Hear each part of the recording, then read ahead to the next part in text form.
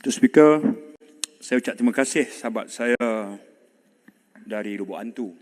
Dalam semakan soalan ahli-ahli parlimen, soalan yang berkisar tajuk yang sama itu datangnya juga dari dua lagi ahli yang berhormat, iaitu Mas Gading dan Kalabakan. Ianya menyentuh tentang perancangan kerajaan berhubung kemudahan di sempadan Malaysia-Indonesia sebagai reaksi kita terhadap pembukaan ibu kota negara baru. Jadi saya mohon untuk menggabungkan. Boleh.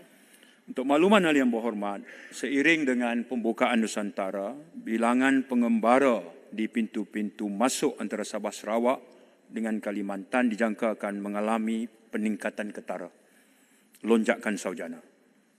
Justru kerajaan baru-baru ini telah mengumumkan RM1 bilion peruntukan untuk meningkatkan keupayaan kompleks immigration, custom, kuarantin dan keselamatan, singkatannya ICQS, beserta prasarana lain seperti jalan raya, jalan keselamatan seumpamanya.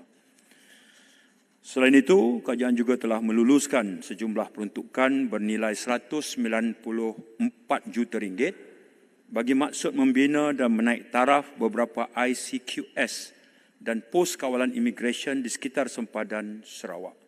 Antaranya, projek menaik taraf kompleks ICQS Terbedu, pembinaan ICQS dan kuartus imigresen Serikin, pembinaan pos kawalan dan kuartus imigresen Bakalalan, serta pembinaan pos kawalan dan kuartus imigresen Teluk Melano. Manakala bagi Sabah, Kementerian sedang meneliti dan menyediakan permohonan bagi beberapa projek dengan jumlah nilai anggaran 1.21 bilion. Antaranya, kita sedang meneliti cadangan pembinaan kompleks ICQS Bantul, cadangan pembinaan kompleks ICQS Serudong dan cadangan pembinaan pos imigresen Long Pasir.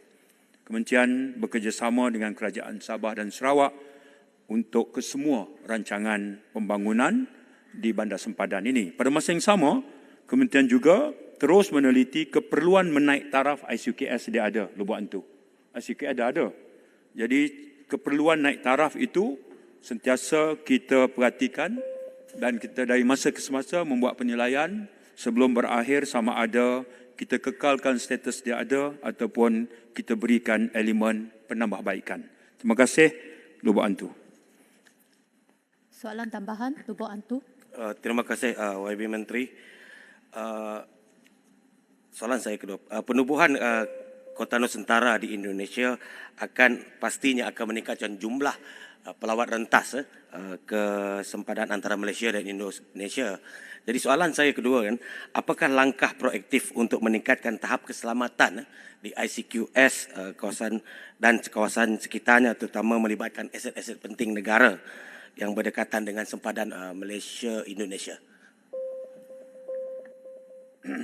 Mr. Speaker, saya ucap terima kasih soalan tambahan sahabat saya dari Lubuk Antu. Benar, apabila kita buka pintu keluar masuk di sempadan, dia terkait dekat dengan isu keselamatan.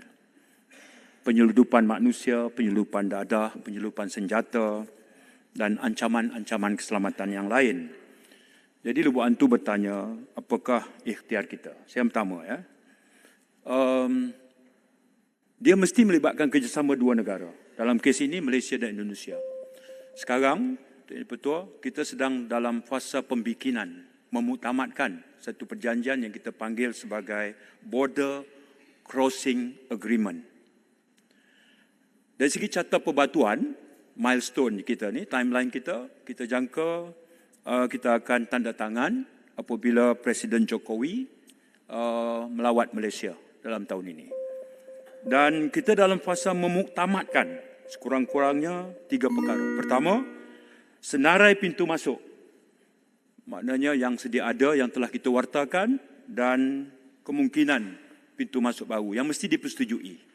Sekarang sedang dimuktamadkan dalam Border Crossing Agreement yang dalam pembikinan. Yang kedua, kita juga telah pun bersetuju antara kedua-dua negara ini untuk memuktamadkan area of access.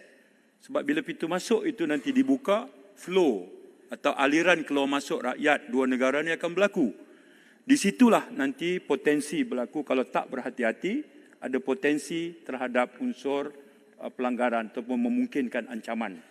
Jadi kedua-dua negara sekarang sedang berunding untuk memutamatkan kawasan di mana penduduk kedua negara dibolehkan untuk berada. Dan yang paling akhir adalah semakan terhadap elemen-elemen perundangan. Jadi kalau kesemuanya ini dapat kita uruskan, pertimbangan yang kita ambil kira, pertimbangan utama adalah buka pintu sempadan satu bab, tetapi aspek keselamatan itu paramount, menjadi keutamaan. Terima kasih.